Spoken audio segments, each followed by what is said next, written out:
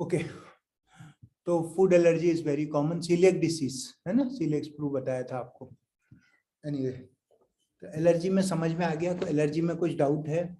हम लोग ड्रग्स में हम देखते हैं पेनिसिलिन की एलर्जी बहुत कॉमन होती है, ठीक है। देन सल्फा की एलर्जी बहुत कॉमन होती है, ठीक है। फरीन का हो गया क्या? तो फिर हम नेक्स्ट ले लें मनीषा जी हाँ का। हाँ, नहीं वही वही आप कुछ गेहूं का ही बोल रहे थे, फिर हाँ आपका कॉल हाँ, आया सीलियक शायद। डिसीज, सीलियक डिसीज हाँ, है तो ना। मतलब फिर वो जो बच्चे को फिर मतलब कभी भी फिर गेहूं नहीं देना चाहिए ऐसा है, या फिर कुछ मेडिकेशन एंड एवरीथिंग से वो हाँ, रिकवर होता है? नहीं वो फिर पूरा इवेल्युएट करना पड़ेगा ना, सिर्फ ऐसा सिंपल नहीं है, it's not a simple game, okay. ठीक है। हाँ, मैं तो जस्ट क्योंकि आपकी जानकारी के लिए हाँ बताया, हाँ, बाकी आगे जी इवेल्युएट जी होगा उसमें। जी जी। सबको गेहूं नहीं रोक सकते ना यार, गेहूं खाना बहुत जरूरी है लोगों को, नॉर्थ हाँ, इंडिया। Right right. हाँ, मनीषा जी बोलिए। हाँ सर, मुझे वही पूछना था। तो पीनट बटर मतलब ग्राउंड नट भी, इवन ग्राउंड नट भिगो के देखा, ड्राई रोस्ट कैश्यू करके नट भी, देखा। कैश्यू नट भी नहीं ले सकते, काजू भी। हाँ, कैशू नट, ग्राउंड नट, कोकोनट। तो सर ये तो हमारे महाराष्ट्रियन खाने में तो एवरीडे यूज होता है, तो इसके लिए मुझे क्या करना चाहिए फिर? मतलब किसी जिसको प्रॉब्लम है उसको क्या करना चाहिए? नट अवॉइड करना चाहिए, अवॉइड करना चाहिए चटनी खाना। चटनी नहीं सर, सब्जी में भी हमारे यूज होता है, मेथी की हाँ, सब्जी, नहीं खा सकते, कद्दू की नहीं खा सब्जी, सकते, नहीं खा वांगे सकते, बैंगन। नहीं खा सकते। एलर्जी का एक ही जवाब है, नहीं खा सकते, नो अदर मेथड। मतलब सारे नट मतलब लाइफ से निकाली। कोकोनट से नहीं होता, यदि ग्राउंड नट से एलर्जी है तो आपको कैश्यू नट से होगी। आपको कोकोनट से भी एलर्जी है क्या? हाँ, वो मैंने ऑब्जर्व कब हुआ मुझे पता है, क्योंकि अभी मैं फ्रूट फास्ट पे थी ना, अभी बाकी तो कुछ भी खाना नहीं खा रही थी मैं, तो हाँ सिर्फ फ्रूट्स पे थी। तो मैंने क्या किया ना, एक दिन नारियल का पानी पिया, तो उसमें वो फ्लैश आता है ना, हाँ पानी से नहीं हुआ, बट हाँ। वो फ्लैश आया ना, तो पूरा रेड रेड रेड रेड दाने इचिंग सा हो गया। चलो ठीक है, कभी और डिस्कस करें। लेट्स मलाई मनीषा, प्लीज। हाँ, मलाई। मनीषा, वेजिटेरियन है। हाँ मनीषा, हाँ हाँ नेचुरोपैथी लेक्चर में शायद आपको इसका जवाब मिल जाएगा। चलो अपन कंटिन्यू करें, नहीं तो ये भटक जाएंगे अपन, है ना। पर्सनल सर क्वेश्चन मैं अवॉइड करने को ही बोलूंगा सबको। हाँ, सर यही वाला एलर्जी में ये सेंटेंस का मतलब these persons produce antibodies against one और many inoffensive substances and this are said to be allergic. If they produce antibodies then how are they allergic? वो अलग तरह की एंटीबॉडीज होती है, आईजी, इम्यूनोग्लोबुलिन ई होता है प्रोडक्शन, ठीक है। वो छोड़ दीजिए वो सेंटेंस को, है ना। Skip delete. Thank you sir. हाँ, एलर्जिक सब्सटेंसेस होते हैं, है ना। एलर्जी के सर लिए एक अलग और तरीका फिनोमेना होता है, नॉट द सर एंटी। एक और क्वेश्चन, हाँ, difference between rhinitis and allergy. इस पर एक सेंटेंस है, rhinitis is characterized by watery discharge from the nose, often associated with congestion and difficulty in breathing. Others may be due to nasal allergies, irritation from breathing irritants and pollutants. तो फिर rhinitis और allergy में क्या फर्क हो गया? Page 16. देख लिया मैंने, Okay. देख लिया। थोड़ा है ना, कई बार हमारी बुक में, क्योंकि वो आई थिंक मेडिकल्स उन्होंने नहीं लिखी है ना, तो थोड़ा बहुत हो सकता है प्रॉब्लम। तो बट ये सेपरेट है? नहीं, सेपरेट नहीं है ना, एलर्जिक राइनाइटिस भी होती है ना। ओके, राइनाइटिस तो वो उसी के कॉजेज अलग, अंडर आ जाता है। कॉजेज अलग अलग हो सकते हैं। It can be allergic, it can be because okay, of pollutants, it can be because of certain diseases, है ना, ठीक है। वायरल इन्फेक्शन भी हो, ठीक है। ठीक है जी, थैंक यू। ठीक है, अब और क्या पढ़ना है आपको? क्या था? स्लीप एप्निया हो गया था, नहीं अस्थमा पढ़ना था हमको, ठीक है। तो asthma is a chronic inflammation, asthma भी पढ़ते हैं इसको, है ना। Asthma is a chronic inflammation of the bronchial tubes that causes swelling and narrowing of the Airways. The result is difficulty in breathing.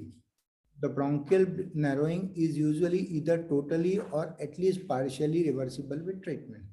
The first and most important factor causing narrowing of the bronchial tubes is inflammation. The bronchial tubes become red, irritated, and swollen. This inflammation increases the thickness of the wall of the bronchial tube and thus result in a smaller passageway for air to follow through. The inflammation occurs in response to an allergen or irritant. The inflamed tissue produces an excess amount of sticky mucus into the tubes. The mucus can clump together and form plugs that can clog the small airways. Thus, the three characteristics of asthma are spasm in the bronchial muscles, swelling of the inner tissue, and sputum formation. ठीक है. Signs and symptoms क्या होते हैं? Shortness of breath, wheezing, coughing, and chest tightness. ठीक. इसमें कोई कुछ पूछना चाहता है? कुछ नहीं समझ में आया? ठीक है, ऐसा समझिए ये पाइप है, इस पाइप का एक डायमीटर है ना. जब इसमें स्वेलिंग हो गई तो इनर डायमीटर कम हो गया ना, स्वेलिंग अंदर ही होगी. इनर डायमीटर कम हो गया तो ये छोटा हो गया. छोटा हो गया, पर्टिकुलरली सांस लेते टाइम थोड़ा डायमीटर बेटर रहता है, सांस छोड़ते टाइम और प्रेशर आता है तो और नैरो हो जाता है. ठीक है, तो सांस निकालना बहुत मुश्किल हो जाता है, तो इसलिए सांस निकालते टाइम सीटी बजती है. और ये एसेसरी मसल्स उसकी काम करते हुए दिखेंगी, है ना. मैंने कल दिखाई थी आपको.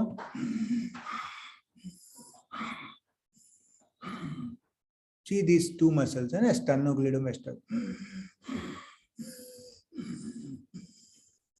ठीक है, दिख रहा है ना सबको. तो ये होता है.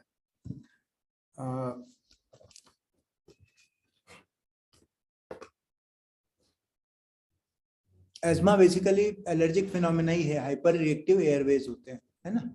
और मोस्ट कॉमन इसमें पोलन के कारण होता है, लेकिन और भी कॉजेज होते हैं. तो what happens during attack? Asthma affect physiologically, psychologically, physically, psychologically, and socially. It is very stressful not only to the patient but also to the family member. Due to bad posture and peculiar sitting position during attack, patient develops postural deformities. In asthmatic condition, both inhalation and exhalation become active and exertive. Here, exhalation is more exertive because of want of oxygen. The patient start wheezing, tightness in the chest, and perspiring. Heart rates are increasing, no sleep in the night, insomnia, and patient find as if he is going to die. ठीक है. Difficulty in breathing means recurrent paroxysmal dyspnea. अब इसमें 3 word है, recurrent paroxysmal dyspnea. What are paroxysm? Paroxysm मतलब attack में आती है कोई चीज, तो उसको paroxysm बोलते हैं. ठीक है. Recurrent, बार बार अटैक आ रहे हैं. किस चीज के अटैक आ रहे हैं? डिस्निया मतलब सांस फूलने के अटैक आ रहे हैं. ठीक है. wheezing, cough and sense constriction. ये वर्ड मुझे नहीं समझ में आया. chest constriction होगा. Since related to bronchi, it is called as bronchial asthma. Respiratory muscle contract, so contract chest, bend in backbone, abdomen contracts. During severe attack, the asthmatic patients are advised to use nebulization inhaler, which they use to inhale through nasal passage or through mouth. The reason behind is that the medication directly reaches the lung. It also happens to improve the efficiency of respiratory system as a whole. ठीक है ना. ये तो सबको पता होगा कि nebulisers होते हैं और जो वो होते हैं क्या बोलते हैं, पफ होते हैं, इनहेलर्स. तो इनहेलर्स लेते हैं. 2 तरह की दवाइयाँ होती हैं. एक होती है जो उसको ब्रोंकियोल्स को चौड़ा करती है, ब्रोंकस एंड ब्रोंकियल को डायलेटर, ब्रोंकोडायलेटर बोलते हैं उसको. और दूसरी होती है जो इन्फ्लेमेशन को कम करती है, उसमें स्टेरॉइड्स होते हैं. ठीक है. अब कॉजेज ऑफ एस्मा दिए हैं इन्होंने. Heredity, one is heredity, another is allergy, bronchial irritation, infection. जैसे इन्फेक्शन बार बार होते हैं तो उससे भी एस्मा प्रेसिपिटेट हो सकता है. And conditional reflex, smell of flower, site of flower, fume, mental power, stability, yoga, ये इसका ट्रीटमेंट दिया है इन्होंने. देन एक्सर्शन से भी हो सकता है. एक्सरसाइज इंड्यूस अस्थमा भी होता है कुछ लोगों को. देन गैस्ट्रिक ट्रबल, ये बेसिकली रिफ्लक्स से रिलेटेड है. रिफ्लक्स हमने पढ़ा था डाइजेस्टिव सिस्टम में. जब रिफ्लक्स होता है तो वो एयरवे में थोड़ा सा एसिड चला जाता है, तो उससे भी होता है. देन सोशल फैक्टर छोड़ दीजिए. Weather and season, and types of asthma भी छोड़ दीजिए. Allergen, seasonal pollen, year round, dust mite. Dust mite की एलर्जी बहुत लोगों को होती है. ठीक है. मोल्ड्स, मोल्ड्स मतलब क्या होता है? फंगस फंगस पेट्स की एलर्जी होती है। पेट्स के जो वो होते हैं ना हेयर, डेंडर बोलते हैं उसको, डेंडर जो है गिरते रहते हैं, तो उसके कारण होता है। फिर फूड होता है, fish, egg, peanuts, nuts, cow's milk and soya allergy. ठीक है, तो एलर्जी होती है। इरिटेंट्स में क्या होते हैं, रेस्पिरेटरी इन्फेक्शंस हो गए, टोबैको स्मोक हो गया, आउटडोर फैक्टर जैसे smog, weather changes, diesel fumes. Delhi में ज्यादा होती है, मतलब बेसिकली जो भी पॉल्यूटेड सिटीज हैं उनमें अस्थमा ज्यादा होगा। ठीक है, आप लोग भी मुंबई में रहते हो, डरा नहीं रहा हूं। Indoor factor such as paints की फ्यूम आती है, detergents, deodorants, chemicals and perfume. तो घर में जितने केमिकल कम से कम यूज किए जाएं that is good. Then night time asthma हो सकता है, नाइट टाइम जो आपके मॉस्किटो कॉइल्स और ये सब यूज करते हैं उससे हो सकता है। Exercise, dry conditions, work related factors और इमोशनल फैक्टर्स। इमोशनल रीजन से भी अस्थमा प्रेसिपिटेट हो सकता है। फिर ट्रीटमेंट का इन्होंने लिए, remove allergen, keep your house clean. इसमें basically vacuum cleaning is better than the simple झाड़ू लगाना। हाँ फरीन बोलिए। हेलो हाँ हेलो। बोलिए। हाँ, ये जो इमोशनल फैक्टर्स लिखा है such as laughing, crying, yelling and distress, ये कैसे अस्थमा से लिंक किया गया है, नहीं समझ में आया। कुछ लोगों को प्रेसिपिटेट हो जाता है, बहुत कम है ऐसा। मतलब जैसा जो बहुत ज्यादा हद, जैसा इस्लामिक में अगर बोला जाता है कि दिल मुर्दा हो जाता है, तो ये कुछ वैसा कनेक्शन है। नहीं Then how it is actually connected to the emotions actually? भाई, आप हंसोगे तो कैसे हंसोगे? आपके अल्टीमेटली ब्रोंकस से ही निकलेगी ना। हंसते हंसते खांसी आ जाती है कि नहीं लोगों को? हाँ, जब बहुत ज्यादा हंसता है तो हो जाता है। ना, थोड़ा ब्रोंको कॉन्स्ट्रिक्शन हो सकता है अच्छा, ना, नथिंग मच। बहुत ज्यादा उसको ध्यान से मत पढ़ो। मतलब इन शॉर्ट यही है कि मतलब वो स्ट्रेस पड़ने के वजह से इमोशनल फैक्टर्स को लिखा गया, राइट। वो ज्यादा हंसता है या ज्यादा रोता है तो एक बॉडी में एक तरीके का स्ट्रेस फॉर्म होता है, इसीलिए फिर अगर इस तरह कंटिन्यूटी उसकी लाइफ का रहा प्रोसेस तो उसका अस्थमा होने का चांस है। इज दैट कनेक्टेड लाइक नहीं दैट? नहीं नहीं, एग्जैक्टली आप जो समझ रहे हो गलत समझ रहे हो। आप ऐसा समझो कि जिसको अस्थमा की बीमारी है ऑलरेडी जी। और वो खूब जोर से हंस रहा है या रो रहा है तो उसको उस टाइम अटैक आ सकता है, ऐसा समझो। अच्छा, ओके और जिसको ऑलरेडी, आप हंसोगे तो कुछ नहीं होने वाला है आपको, खूब हंसो। रावण हंसता था, रावण को तो कभी अस्थमा नहीं हुआ। हंसने से कोई दिक्कत। ठीक है, तो ओके उसको क्या है, बहुत सारी चीजें मैंने बताया ना। मैं इसीलिए बुक से पढ़ रहा हूँ कि बुक में क्या दिया हुआ है एग्जैक्टली। मैं कुछ और बता दूं और फिर आपको परेशानी आए। अल्टीमेटली तो बुक में जो लिखा है वो सत्य है इस साल के लिए। अगले साल मैं कुछ और बता सकता हूँ। ठीक है, फिर ब्रोंकाइटिस। ठीक है ना सर?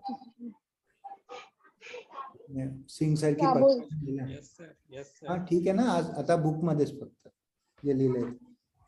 ठीक है, ब्रोंकाइटिस भी, ब्रोंकाइटिस आइटिस लगा है ब्रोंकस के आगे तो मतलब ब्रोंकस का इन्फ्लेमेशन हो गया। कॉजेज वही है, वायरल इन्फेक्शन हो गया, फिर जो है बैक्टीरियल इन्फेक्शन हो सकता है। ठीक है, मोस्टली इनके कारण ही होता है। देन उसमें ट्रीटमेंट क्या करते हैं हम? ब्रोंकोडायलेटर्स देते हैं, एंटीबायोटिक से ट्रीट करते हैं। ठीक है, डिकंजेस्टेंट देते हैं, ये करते हैं। और उसके अलावा कुछ आप मतलब इन्होंने और चीजें दी है, use of home humidifier, increase in intake of liquids, तो ये यूज कर सकते हैं। ठीक है, क्रॉनिक ब्रोंकाइटिस कल मैंने बताया था कि मोस्टली स्मोकिंग से होता है बट और कारण से भी हो सकता है। जब इन्फ्लेमेशन परसिस्टेंट रहेगा तो क्रॉनिक ब्रोंकाइटिस हो जाएगा। ठीक है, और जो है एनवायरमेंट पॉल्यूशन भी हो सकता है। बैक्टीरियल इन्फेक्शन से भी कई बार बाद में हो सकता है। शिवांगी बोले।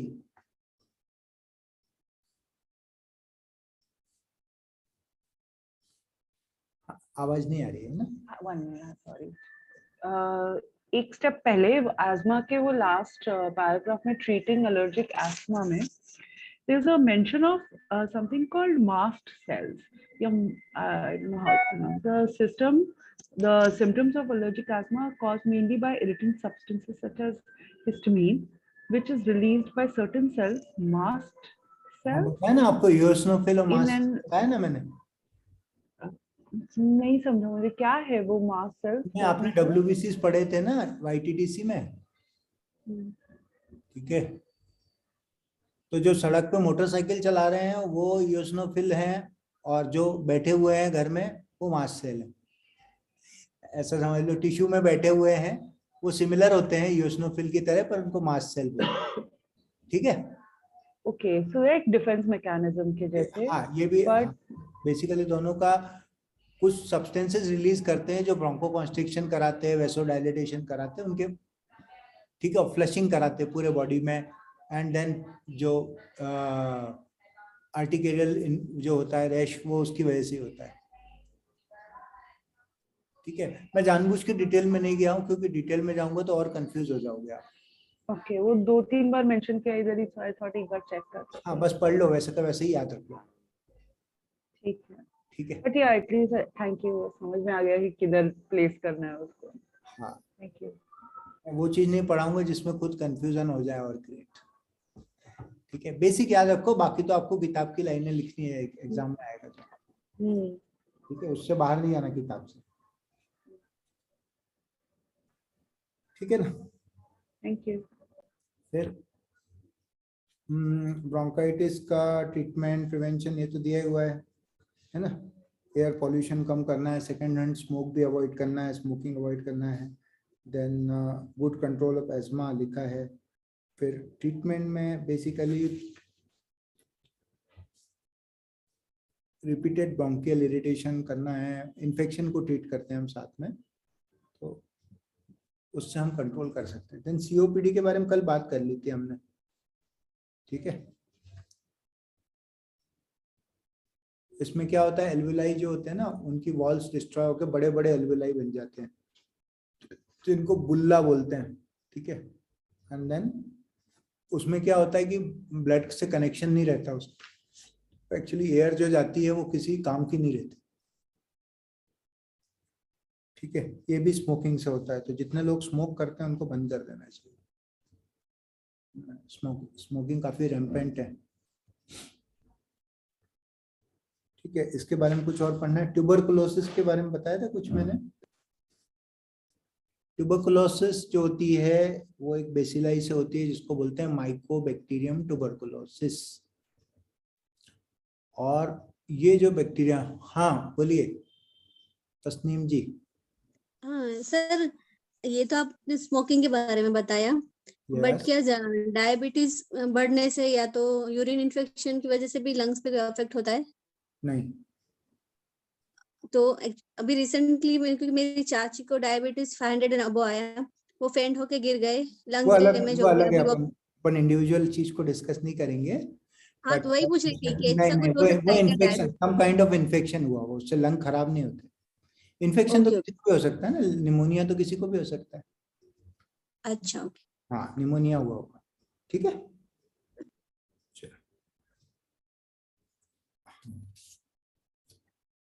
बोलिए बोलिए, बोलते जाइए. सर मल्टी ऑर्गन फेलियर भी होता है ना कई बार, तो उसमें भी कई सारे पार्ट्स बॉडी के अफेक्टेड हो जाते हैं. बिल्कुल, वो हो सकता है इसमें, है ना. अब हम चलेंगे ट्यूबरकुलोसिस पे. तो ट्यूबरकुलोसिस माइकोबैक्टीरियम ट्यूबरकुलोसिस नाम का बैक्टीरिया है.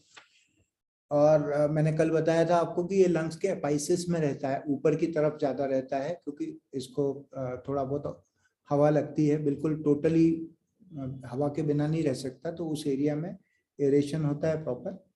ठीक है, बट उतना ब्लड सर्कुलेशन नहीं रहता है उस एरिया में. ठीक है, तो वहां पे कॉमन है. और एक बार इन्फेक्शन हो गया तो वो कई बार सबसाइड हो जाता है थोड़े दिन के लिए. बैक्टीरिया पड़े रहते हैं बॉडी में, लिम्फ नोड में या उस पर्टिकुलर फोकस में पड़े रहते हैं. जब आगे बॉडी की इम्यूनिटी कम होती है तो वो फिर किसी भी ऑर्गन में डेवलप हो जाते हैं, जैसे GIT में डेवलप हो जाते हैं, मतलब इंटेस्टाइन का ट्यूबरकुलोसिस या बोन का ट्यूबरकुलोसिस, या फिर इसका यूटेरस का भी ट्यूबरकुलोसिस होता है. तो इनफर्टिलिटी होती है इसमें. ठीक है, एंडोमेट्रियल ट्यूबरकुलोसिस बोलते हैं जिसको हम. तो ऐसे कई जगह पे हो सकता है, पर सबसे कॉमन जो होता है वो चेस्ट में ट्यूबरकुलोसिस होता है, क्योंकि वो फर्स्ट अफेक्ट होता है। देन जो पास्चुराइज मिल्क नहीं पीते उनको जीआई ट्यूबरकुलोसिस भी हो सकता है। वो एक अलग बैक्टीरिया होता है जिसको माइकोबैक्टीरियम बोविस बोलते हैं, ठीक है। वो बोवाइन ट्यूबरकुलोसिस होता है जो हमको हो सकता है यदि पास्चुरेटेड मिल्क नहीं पीते तो, ठीक है। पास्चुराइज, अभी थोड़ी देर के लिए क्वेश्चंस होल्ड पे रखेंगे, ठीक है। तो इसके लिए सबसे ज्यादा जो ट्यूबरकुलोसिस है ना वो क्राउडिंग वाली डिसीज है। तो क्राउडिंग जहाँ पे भी होती है वहाँ पे थोड़ा सा ज्यादा होता है। जैसे एक ही घर में बहुत सारे लोग सोते हैं, एक जरा से एरिया में रहते हैं लोग। जैसे ब्रिटेन में ये क्या हुआ था, इंडस्ट्रियलाइजेशन हुआ था तो बहुत सारे मजदूर एक साथ सोते थे, और वहाँ पे जो फैक्ट्रीज होती थी उसमें कोल यूज होता था, स्मोक यूज होता था। तो again smoke increases the chances of tuberculosis, ठीक है। पर ये किसी को भी हो सकता है, अच्छे घर के लोगों को भी हो सकता है। और एक न्यूरोसर्जन को सीजर आए, मैं एक स्टोरी बता रहा हूँ आपको। एक न्यूरोसर्जन को सीजर आए और उसका एमआरआई कराया तो उसको पता पड़ा कि ब्रेन के अंदर उसको ट्यूबरकुलोमा है ना, मतलब ट्यूबरकुलोसिस। अब वो उसने कहा कि यार मैं तो घर से लेके कहीं तक भी किसी से भी मिलता नहीं हूँ, किसी ऐसा कोई है नहीं। बाद में पता पड़ा, जस्ट आपकी नॉलेज के लिए बता रहा हूँ, कि उसका ड्राइवर को ट्यूबरकुलोसिस था। तो ड्राइवर के साथ वो एयर कंडीशन कार में बैठते हैं तो पूरे टाइम ड्राइवर की ब्रीदिंग आप भी ब्रीथ कर रहे होते हैं ना, वो जो आउट कर रहा होता है वो आप ब्रीद इन कर रहे होते हैं। तो these can be rare causes of tuberculosis। तो बेसिकली कोई पर्सन हो जिसको ट्यूबरकुलोसिस है और आप उसके कांटेक्ट में हो फॉर लॉन्ग टर्म, तो यू कैन डेवलप ट्यूबरकुलोसिस। इसीलिए हम लोग बच्चों को हॉस्पिटल में लाने को मना करते हैं। बच्चों को जल्दी होता है ट्यूबरकुलोसिस, बच्चों को और जो जिनका इम्यूनिटी कम होती है। तो ये एक फैक्टर है। और ट्यूबरकुलोसिस को प्रिवेंट किया जा सकता है कुछ हद तक। बीसीजी वैक्सीन होती है, उससे सम लेवल ऑफ प्रोटेक्शन मिलता है, ठीक है। और ट्यूबरकुलोसिस कैन बी ट्रीटेड, यदि पार्शियली ट्रीटेड होता है, मतलब लोग क्या करते हैं, ठीक हो जाते हैं, अपना ट्रीटमेंट खुद ही बंद कर देते हैं कि मैं तो ठीक हो गया, तो उसमें रेजिस्टेंट डेवलप होने की कोई वो हो सकती है संभावना, जिसको MDR tuberculosis, multi drug resistant tuberculosis भी हो सकता है, ठीक है। और उसके भी आगे यदि मल्टी ड्रग रेजिस्टेंट की भी दवाइयों से रेजिस्टेंट हो गया तो एक्सडीआर, ठीक है। तो ये ट्यूबरकुलोसिस के बारे में। निमोनिया के बारे में कल बता दिया था कि एल्वेलाई जो एयर स्पेस है उसमें कुछ डिपॉजिट हो जाए तो दैट इज निमोनिया। कंसोलिडेशन भी बोलते हैं, इसलिए हम एयर स्पेस की डिसीज है, ठीक है।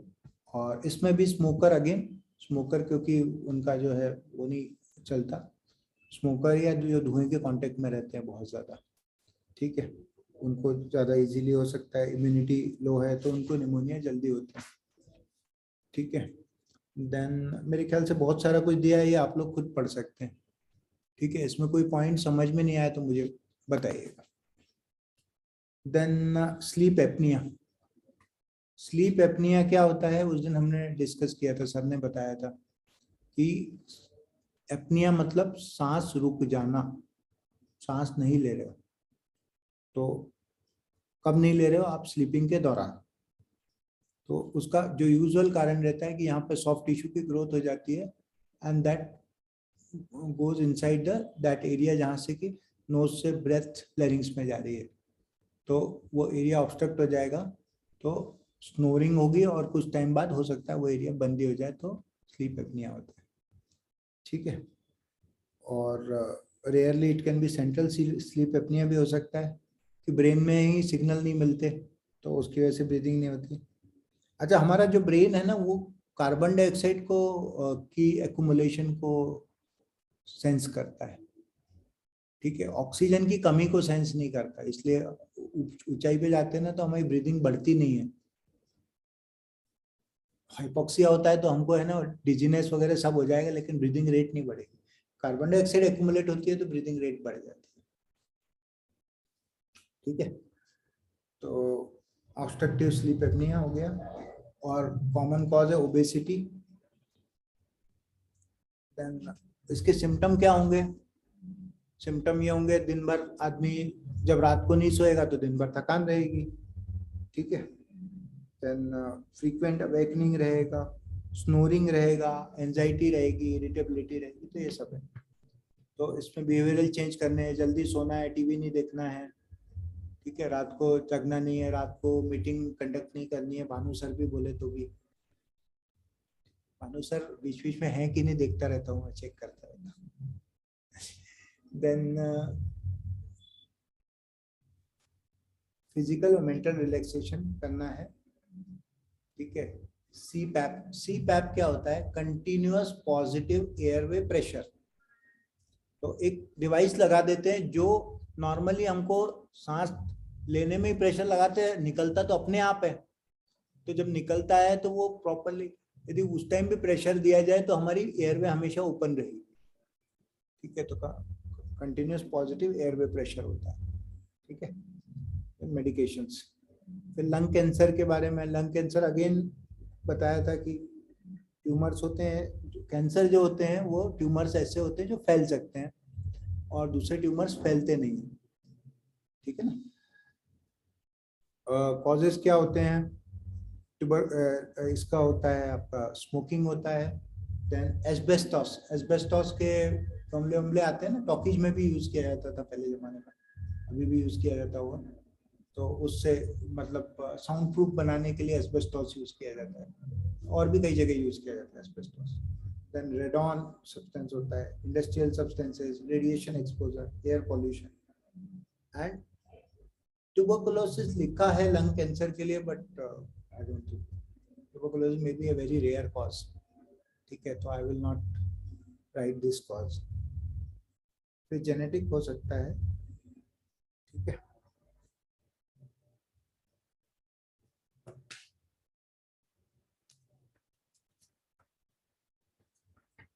खत्म चैप्टर। अब पूछ सकते हैं जो भी क्वेश्चन पूछना है, कुछ छूट गया हो तो मुझे पूछ लो। एक वो बता दिया था क्या मैंने? नहीं बताया था कल, volumes and capacities, lung volume and lung capacities बताई थी ना उस दिन सर ने। नॉर्मल हम जो ब्रीदिंग करते हैं वो 500 ml पर आवर होता है, पर मिनट होता है। तो उसको बोलते हैं टाइडल वॉल्यूम, ठीक है। देन क्या बोलते हैं, एक मिनट में वो पूरा चैप्टर वो करता था आपको।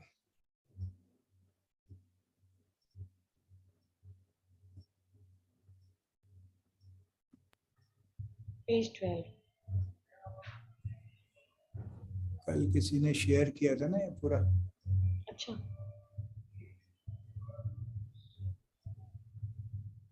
अपने ग्रुप में? हाँ, अच्छा, मैंने मिस किया।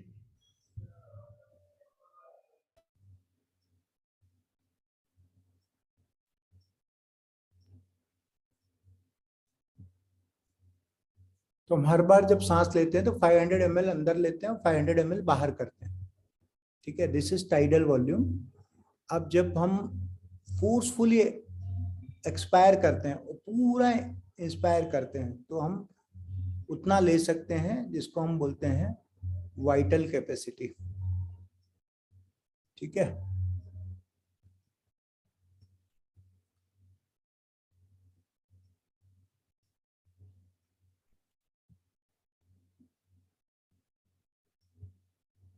ठीक है ना, तो ये दिख रहा है आपको, ठीक है। जब नॉर्मल एयर ले चुके हैं उसके ऊपर जितना ले सकते हैं उसको इंस्पायरेटरी रिजर्व बोलते हैं, और हम नॉर्मल जो छोड़ चुके हैं उसके बाद जितना और छोड़ सकते हैं उसको एक्सपिरेटरी रिजर्व बोलते हैं। इतना समझ में आ गया ना, रिजर्व मतलब क्या होता है, ठीक है। जितना ऊपर कर पाए हम, नॉर्मल है उससे ऊपर कर पाए, ठीक है। एक ऐसा वॉल्यूम होता है जिसको हम कभी भी वो नहीं कर सकते, रिमूव नहीं कर सकते, दैट इज रेजिडुअल वॉल्यूम, ठीक है। और वाइटल कैपेसिटी क्या होती है? जब पूरा एक्सपायर करके अच्छे से और पूरा इनहेल करते हैं तो जितना वॉल्यूम लिया जाता है उसको ये वाइटल कैपेसिटी बोला, ठीक है। तो वॉल्यूम्स एंड कैपेसिटीज, ठीक है। और पूछें, कुछ भी पूछना हो।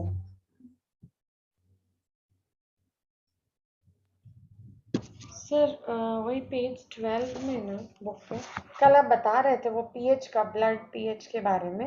वहां पे एक लाइन लिखी है, blood pH is determined by a balance between bicarbonate and carbon dioxide. Bicarbonate कहाँ से आया? मतलब कार्बन डाइऑक्साइड पता है अपन इनहेल एक्सहेल किडनी से है। हमारे बॉडी में बाइकार्बोनेट आयन बनते रहते हैं ना ड्यूरिंग द डाइजेशन प्रोसेस। नहीं, डाइजेशन नहीं, और भी प्रोसेसेस होती हैं। अच्छा, बाइकार्बोनेट बनते रहते हैं, ठीक है। तो बाइकार्बोनेट जो है वो जो है क्या बोलता है, बाइकार्बोनेट जब बढ़ जाते हैं तो एल्कलोसिस होता है, और कार्बन डाइऑक्साइड जब बढ़ जाती है तो एसिडोसिस होता है, और इसका अपोजिट, ठीक है। बाइकार्बोनेट जब निकल जाएगा तो एसिडोसिस होगा, कार्बन डाइऑक्साइड जब निकल जाएगी तो एल्कलोसिस होगा, ठीक है। तो ये मेंटेन करने का काम आते हैं एक दूसरे को, ठीक है। कार्बन डाइऑक्साइड भी कन्वर्ट होती रहती है बाइकार्बोनेट में आपस में। एक बार के लिए ऐसे ही याद कर लेते बस, हो गया। नहीं समझ में आएगा ज्यादा अभी। और ये बाइकार्बोनेट आयन का सारा काम किडनी देखती है, कार्बन डाइऑक्साइड का काम लंग देखती है, ठीक है। बस इतना सिंपल याद रखो।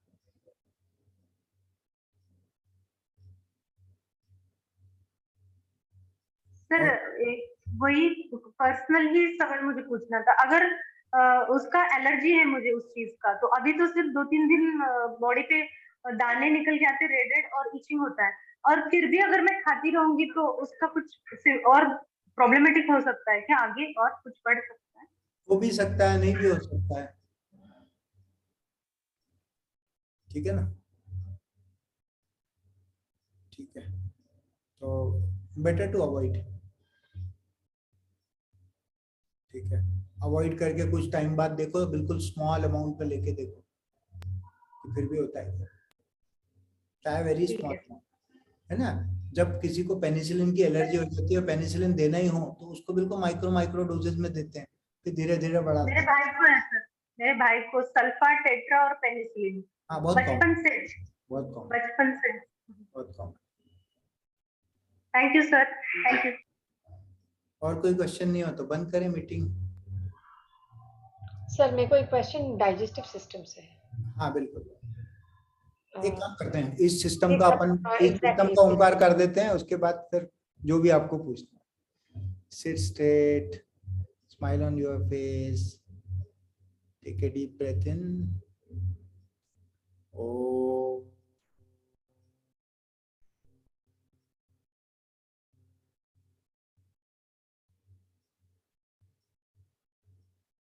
feel the vibrations of Omkar, feel the stillness, steadiness and relaxation of body and mind. Open your eyes. Good night for those who want to go. Rest will continue. Thank you sir. हाँ, पूछें, कौन पूछ रहा है digestive system से? Sir अपने वो जो डाइजेस्टिव सिस्टम में कॉन्वर्जेशन में आया था कि milk, some people can get intolerant to milk. I think शायद आपने बताया उसे मैल डाइजेशन भी होता है, as did I hear that correctly? अगर कोई को पता नहीं है कि उसको मिल्क से एलर्जी है, या तो मैल डाइजेशन का मतलब क्या होता है? उसमें कुछ होता है उससे पता चल रहा डाइजेशन है? और एब्जॉर्प्शन का फंडा तो पता है ना आपको। डाइजेशन मतलब जब हाँ, चीज को जो छोटे छोटे में ब्रेक करेंगे वो ब्रेक नहीं हो पाएगा। तो मिल्क को मिल्क में जो शुगर होती है लैक्टोज, उसको पचाने के लिए लैक्टेस एंजाइम होता है, ठीक है, जो उसको गैलेक्टोज और ग्लूकोज में तोड़ता है।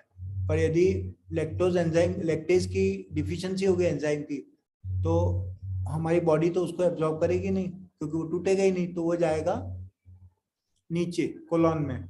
कोलॉन में लैक्टोबैसिलाई होते हैं, वो उसको तोड़ के दही बना देंगे, ठीक है, और कुछ और चीजें प्रोड्यूस करेंगे जो कि हमारे बॉडी के लिए बेनिफिशियल है, और गैस प्रोड्यूस करेंगे ढेर सारी। So one will get to know if somebody if milk is not compatible, मतलब मेरे को पता चलेगा कि नहीं पता चलता है? हाँ, मतलब आपको लैक्टोज मैल एब्जॉर्प्शन है कि नहीं है? हाँ हाँ, जनरली तो ये होता है कि दूध पीते हैं तो दस्त हो जाते हैं, नहीं पीते तो ठीक रहते हैं। तो दूध पीते तो है ना, ये सिंपलेस्ट फॉर्मूला है। ओके नहीं तो फिर कुछ टेस्ट होते हैं, ब्रेड टेस्ट होते हैं अच्छा कि जब ये बैक्टीरिया बनाएंगे, बैक्टीरिया उसको तोड़ेंगे लैक्टोज को, तो हाइड्रोजन बनाएंगे, तो हाइड्रोजन रिलीज होगा ना। हम्म तो लैक्टोज शुगर दी जाती है ऐसे पेशेंट को, और फिर हाइड्रोजन का फॉर्मेशन दिखा जाता है कि हो रहा है कि नहीं हो रहा है, कितना हो रहा है, अंडरस्टूड तो वो ब्रेथ टेस्ट में डिटेक्ट हो जाता है। ओके ठीक है। नहीं बिकॉज मैं कई बार पीते रहती हूँ ना अभी भी, तो आई वाज वंडरिंग कि कुछ पता नहीं चल रहा है तो तकलीफ है कि नहीं, कैसे पता हाँ चलेगा? ठीक है ना, पीते तो सब बहुत लोग हैं, लेकिन एब्जॉर्प्शन कैपेसिटी खत्म हो जाती है। 50 ml फिर भी हम डाइजेस्ट कर सकते हैं थ्रू बैक्टीरिया, ठीक है। तो मैं तो बहुत बड़ा ग्लास लेके पीता हूँ, आपने देखा होगा। तो basically it's a laxative, good laxative also. Exactly बचपन में वो हल्दी हम लोग तो, मैं तो उसमें हल्दी एंड जिंजर डाल के जस्ट दैट बॉडी पेन में निकल जाता है। लेस लेस ठीक है। जस्ट दैट मधु सर आपको याद होगा नहीं पीने को मना करते थे क्योंकि वो हमको कफ पफ हो सकता था, तो उस टाइम में क्रिया के टाइम पूरा बंद था, but I had withdrawal symptoms, I went back. तो अब जरूरत नहीं है ना, अब तो वैसे भी कई क्रिया कर लेते हैं, अब तो चाय पी के भी क्रिया कर लेते हैं, फर्टाइल हो गया अब। हाँ करेक्ट है सर, एग्जैक्टली। अब रात में 10 बजे भी कुछ खा लिया ना, अगले मॉर्निंग टेंशन नहीं होता क्रिया का। नहीं होता। हाँ ठीक है, ओके परफेक्ट, थैंक ये यू। कि मिठाई वगैरह ज्यादा खाई होगी तो हो सकता है बाहर आ जाए। हाँ वो आपको पता चलता है, अभी तो वो समझ में भी आने लगा है कि क्या खाने से क्या गड़बड़ होती है। ठीक है, thank you sir, that was it. ये रिकॉर्डिंग कौन कर रहा था? मैं ही कर रहा था क्या? सर मैं कर रहा था। अच्छा, आप कर रहे थे क्या? रिकॉर्डिंग बंद कर दो, ठीक है। और कोई क्वेश्चन? सर एक क्वेश्चन मेरा है। हाँ। सर कई बार पेट खराब हो जाता है, तो मीन्स तो उसका क्या रीजन है कि आपका स्टूल एकदम पतला हो जाता है और पेट खराब हो गया? और दूसरा क्वेश्चन था कि एक वर्म्स होते हैं हमारे पेट के अंदर, वर्म्स हो जाते हैं। आपको क्या सर दो लगता क्वेश्चन। है बताओ, मैं आपसे ही पूछता हूँ। सर जैसा कि हमें मालूम है कि बॉडी हीलिंग जोन पे आ रही है, कुछ तो हमने ऐसा खाया है जो हमारा abdomen डाइजेस्ट नहीं कर सकता। तो मुझे ये लगता है, और दूसरे का कॉज मुझे ये लगता है कि मे बी वो वर्म्स किसी न किसी खाने के साथ हमारे आए हैं, तो ज्यादा जैसे एस्कैरिस है, और भी कई सारे वर्म्स हो जाते हैं। उसके एक्स होते हैं ना, वो दिखते थोड़ी माइक्रोस्कोपिक होते हैं, वो चले जाते हैं, हमारे हाथ ढंग से नहीं धोए तो चले जाते हैं। Okay right. वो पहला वाला क्वेश्चन कि पेट खराब हो जाता है, लाइक बैक्टीरिया चले जाते हैं तो पेट खराब हो जाता है, या पेट इसलिए भी खराब हो जाता है कि जो हम खा रहे हैं उसको खाना नहीं चाहिए था। जैसे बाजार का खाते हैं तो उसमें बहुत सारा कुछ तो भी ऐसे केमिकल्स होते हैं जो हमको नहीं खाने चाहिए। राइट। बाजार में जो पाम ऑयल यूज होता है या जो नकली चीजें यूज होती हैं मसाले में, और उसमें वो प्रॉब्लम करती है। बट स्टूल में डिफरेंस आ जाता है कि एक में उसमें सॉलिड जैसे सेमी सॉलिड रहता है, तो वो ज्यादा पेट खराब होगा तो होगा, ठीक। पर ऐसा क्यों? वो ज्यादा लिक्विड सा स्टूल रहता है उसमें। नहीं, फिर वो एब्जॉर्ब नहीं होगा ना। ओके। देखो, यदि फैट एब्जॉर्ब नहीं होगा तो फैट अपने साथ बाकी चीजों को भी बहा के ले आएगा, ठीक है। जब फैट जो होता है उसको ऑस्मोटिक इफेक्ट होता है। ऑस्मोटिक इफेक्ट तो आपको मालूम होगा ना, जैसे नमक डालते हैं अपन पानी में ऑस्मोटिक को बढ़ाने के लिए। तो हम जो हमारी चीजें डाइजेस्ट नहीं होती हैं, डाइजेस्टेड, यदि शुगर भी है आपके इसमें, फैट भी है, तो वो क्या होता है, उसका ऑस्मोटिक इफेक्ट होता है, वो पानी को खींचता है। पानी को खींचेगा तो स्टूल लिक्विड हो जाएगा। Okay, thank you so much.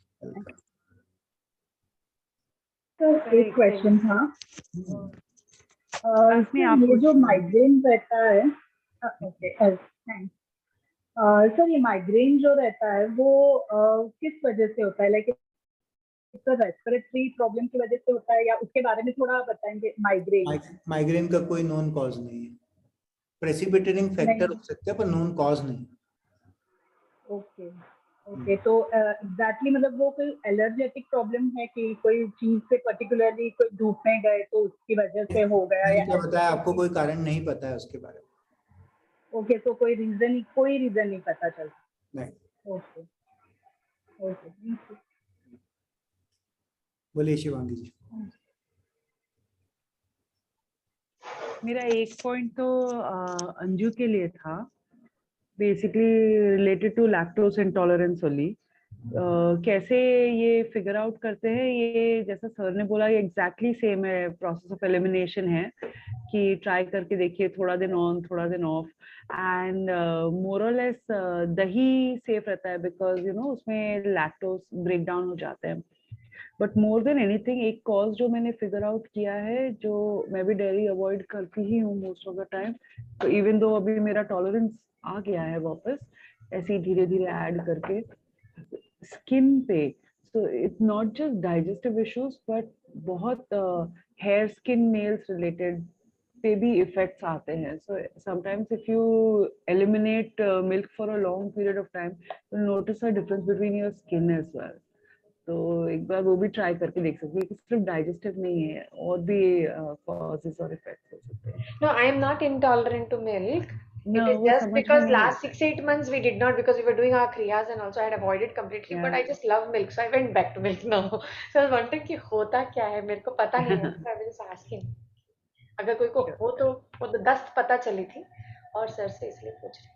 But thank you so बिल्कुल much. सही। No, I thought I'd just share my experience. अभी सर से एक point regarding sleep apnea, there's a point in here which says कि the cause of sleep apnea, central sleep apnea, is caused by failure of the brain to activate muscles of breathing during sleep. So ये respiratory है but failure of the brain है, so how is this? ये cause पूरा clear नहीं, समझ में नहीं आया। It's not external, it's internal, and it's not due to any of the respiratory apparatus. It is something in the brain. What part of the brain? Just out of curiosity, obviously. Brain में brain stem होता है ना, आपने पढ़ा था। हाँ। Brain stem है ना, मेडुला, मेडुला में सेंटर होते हैं इसके, ठीक है। तो ये सेंटर में ये जनरेट कैसे होता है? कंटिन्यूस करंट जनरेट होता रहता है, इससे हार्ट में जनरेट होता है ना, ऐसे नोड में कंटिन्यूस करंट जनरेट होता है, वो करंट पास होता है, समझ रहे हैं? जैसे हैव यू एवर वंडर्ड कि आप ना कंटिन्यूस आपके दिमाग में प्रश्न आ रहे हैं, कहाँ से आ रहे हैं? हाँ, वो तो है। कोई बता रहा है कि आपके, तो these are the currents generate हो रहे हैं, और फिर वो जो केमिकल चीजें हैं वो फॉर्म ले रही हैं हमारे उसका वर्ड्स का, ठीक है। तो यदि हमको वर्ड्स नहीं भी आते हैं तो भी हम चीजों को एक्सप्रेस कर सकते हैं। ये आपने कभी अनुभव किया होगा। बहुत सारी, ये बहुत इंटरेस्टिंग नहीं, अब सही, हाँ, बहुत इंटरेस्टिंग ये मुझे इसीलिए लगा पॉइंट कि जो कि बताते हुए कह रहे हैं कि कॉज है ब्रेन में, और इसका ट्रीटमेंट्स मेनली फिजिकल अपैरेटस है और सर्जरी है, एंड समहाउ ब्रेन में नहीं देख रहे इसको कैसे न्यूरोलॉजिकली या कैसे ब्रेन को करेक्ट नहीं कर सकते, ट्रीट किया ब्रेन में है ट्रीट, बिकॉज जैसे ये है ना, आपकी करंट बन रहा है, हर मिनट में बन रहा है, कई बार है ना हार्ट में बीट मिस हो जाती है कि नहीं, मिस बीट बोलते हैं हम लोग, इरिथमिया, ऐसे वहां पे भी एक आध बीट मिस हो जाती है, तो दैट कॉजेज एपनिया। बिकॉज अगर ब्रेन रिलेटेड बहुत सारे इश्यूज रहते हैं तो उसको मेंटल फैक्टर्स में या न्यूरोलॉजिकली ट्रीट किया जाता है, और ये दिस इज समथिंग फिजिकल है, this is and it comes under the category of ENT। तो मेरा वही नेक्स्ट क्वेश्चन है, completely out curiosity and out of syllabus, but ENT जो डॉक्टर स्पेशलिस्ट होते हैं, और वो ई को भी रेस्पिरेटरी सिस्टम में भी ट्रीट करते हैं, year is considered with in the respiratory system? देखिए सिस्टम तो बहुत बड़ा है ना, जैसे जीभ में छाले होते हैं वो गैस्ट्रोएंटरोलॉजिस्ट भी देखता है, ENT स्पेशलिस्ट भी देखता है, डर्मेटोलॉजिस्ट भी देखता है। तो क्या है, स्पेशलिटी जो है वो आप लोगों को डिवीजन दिखते हैं, हम लोगों को तो डिवीजन नहीं दिखते ज्यादा, ठीक है। किडनी पेशेंट को भी GIT की प्रॉब्लम हो सकती है, बट हमारा फोकस मेनली उसके GI पार्ट पे होता है, इसलिए हम ज्यादा अच्छे से मैनेज कर पाते हैं। बाकी डॉक्टर तो पूरी बॉडी का ही होता है ना, ENT वाले को भी पूरी बॉडी का ज्ञान होता है, तो बेसिकली वो उसका एरिया है जहाँ पे वो ऑपरेट कर सकता है। तो ऑब्स्ट्रक्टिव स्लीप एपनिया में जो सर्जरीज होती है, माइक्रो सर्जरी, तो उसको ट्रिम कर देते हैं, जो आपका जो टिश्यू जो लटक रहा है उसको ट्रिम कर देते हैं, है ना, माइक्रो सर्जरी से। And that's why the ENT surgeon का रोल आ जाता है उसमें, वो कोई और नहीं कर सकता। और ये कार्टिलेज कहाँ लटकता है? ट्रैकिया में, लैरिंक्स में? कौन सा कार्टिलेज? ये जो आपने अभी कहा ना कि स्लीप एपनिया में वो ट्रीटमेंट करते हैं तो कार्टिलेज को ट्रिम कर देते हैं। कार्टिलेज को कहाँ किया मैंने नहीं बताया। नहीं, ओके, टिश्यूज को बताया। टिश्यू। हाँ, ठीक है, बोलिए फरहीन। हाँ, थैंक यू।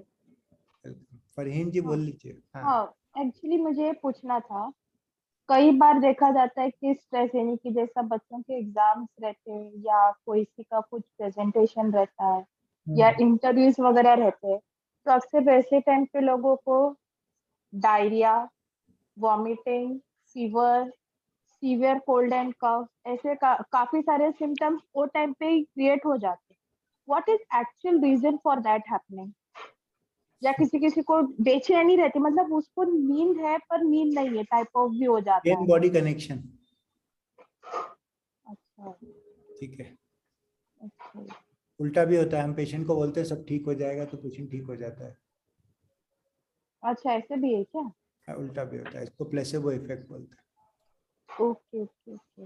बिकॉज कई बार ये चीजें देखी गई, खास करके बच्चों में, और जो इंटरव्यूज के लिए जाने वाले रहते हैं, जो न्यू जॉब में लगने के बच्चे जो रहते हैं, क्योंकि जो एंजाइटी के लिए जो केमिकल रिलीज हो रहे हैं वो इंटेस्टाइन में भी काम आते हैं टू इंक्रीज द मोटिलिटी, तो मूवमेंट बढ़ जाता है उसका।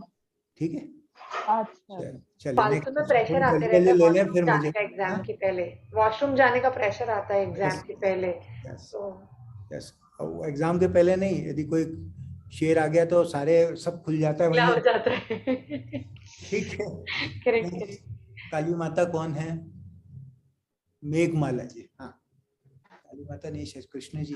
मेघमाला सर, माझा प्रश्न होता, ते तुम्ही टीबी बद्दल सांगितलं मगाशी की ट्रीटमेंट केल्यानंतर सुद्धा ते जे आहे जीवाणू जे असतात ते तिथे स्टोअर आहेत आणि इन फ्युचर ते पुन्हा डेव्हलप होतात, म्हणजे आपला इम्युनिटी पॉवर कमी झाल्यामुळे। प्रश्न हा होता की ते किती वर्षानंतर होऊ शकते, की लाईफ टाइम रिस्क असते त्याची? Life time risk. वो बचपन में टीबी होता है और पता नहीं पड़ता है, और फिर उनको जाके बुढ़ापे में टीबी होता है। नाही, ऍक्च्युली समजा एखाद्या पेशंटला झाला, एखाद्या पेशंटला झाला आणि त्या पेशंटने पूर्ण ट्रीटमेंट पण घेतली, इव्हन त्याचे आता जे रिपोर्ट्स आहेत ते क्लिअर दाखवत आहेत, म्हणजे आपले चेस्टचे रिपोर्ट आहेत, त्यांना म्हणजे त्या पेशंटला म्हणजे पाण्याचं प्रमाण वाढलेलं भरपूर प्रमाणात आणि ते पाणी काढण्यात आलं आणि त्याच्यामध्ये ते दाखवलं की ते टीबी आहे, ते मेन्शन झालेलं डिटेक्ट वर्षांनंतर पण। ओके, म्हणजे लाईफ टाइम रिस्क आहे असं? It is always risk.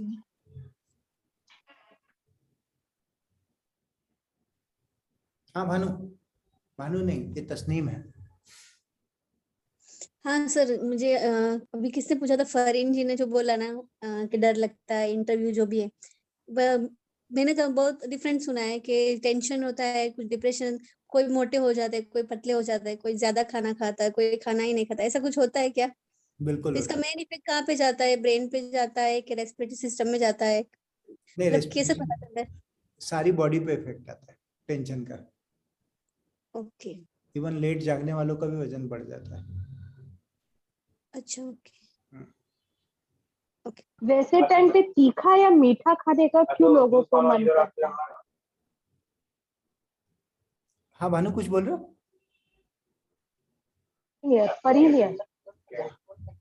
हाँ, हेलो। हाँ, नहीं, मैं ये कह रही थी, जैसा अभी तस्नीम ने कहा, तो कई बार ऐसे भी देखा गया है कि मतलब लोग ओवर ईटिंग भी करने लग जाते हैं, या फिर किसी किसी को पर्टिकुलरली, इसीलिए तो वेट बढ़ता है ओवर ईटिंग से, क्योंकि तीखा या मीठा खाने तो का भी समझ ही मन नहीं करता कि क्या हो रहा है, तो वो they just want to do something. अच्छा, ओके। चलिए, और कोई क्वेश्चन बचा है? नहीं तो फिर मीटिंग वाइंड अप करें, सुबह मुझे जाना है 5:30 बजे। Sir last question, basal cells क्या होते हैं? बेसल सेल स्किन में होते हैं। बेसल सेल कार्सिनोमा की बात कर रहे हो आप? सर ये स्मोकिंग की वजह से जो लंग में डैमेज होता है ना, कल आपने बोला था वो सुला देता है सिलिया को पूरा का पूरा।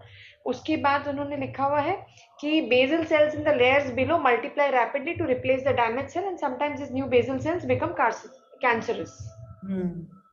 तो ये बेसल सेल्स जस्ट आपने जो एक ऐसा समझ ले, एक के ऊपर एक ईंटें रखी हैं, तो सबसे टॉप वाली जो है वो इंटरनल है और जो सबसे नीचे वाली है वो बेसल है, तो बेसल से ही ग्रोथ होती है। अच्छा, दैट्स इट।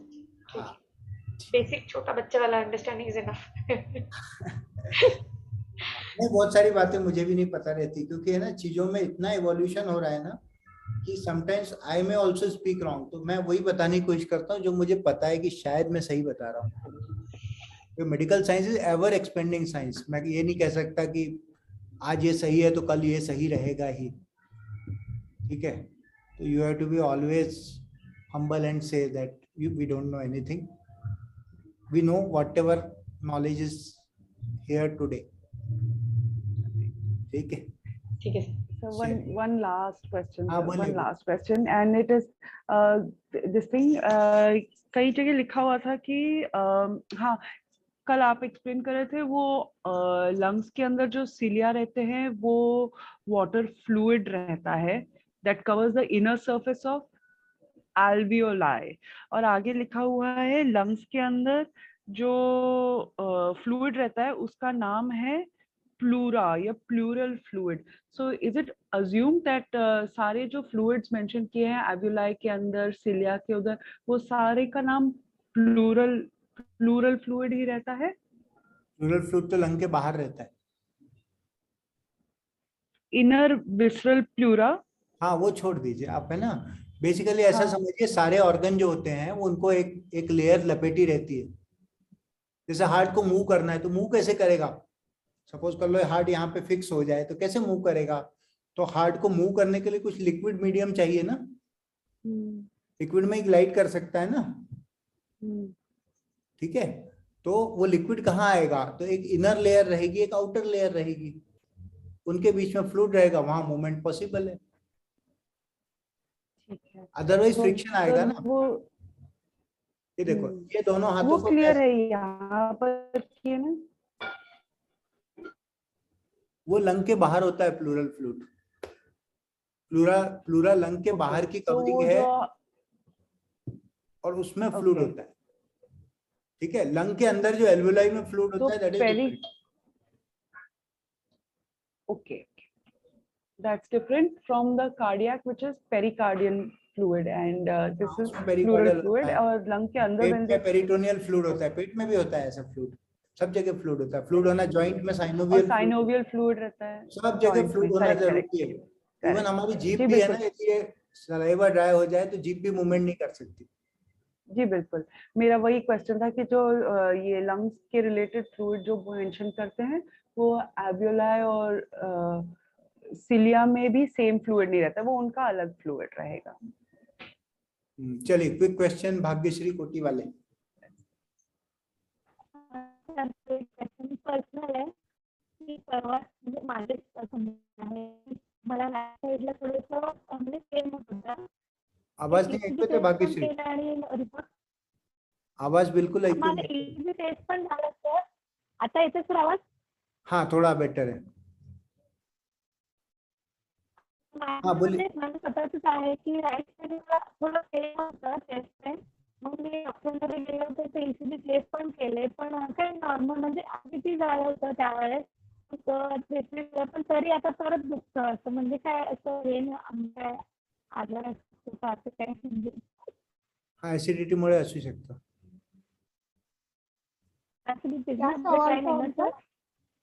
ठीक आहे, असे तर पुष्कळ क्वेश्चन राहतील है ना, सगळ्यांच्या जवळ काही ना काही प्रॉब्लेम्स आहे, तर आपण हे नंतरही डिस्कस करू शकतो, ठीक आहे ना। सगळ्यांचा टाइम वेस्ट नाही करणार याच्याकरता, ठीक आहे। गुड नाईट, शुभरात्री। Thank you so much sir. Welcome. Thank you sir. Bye bye. Thank you sir. Bye.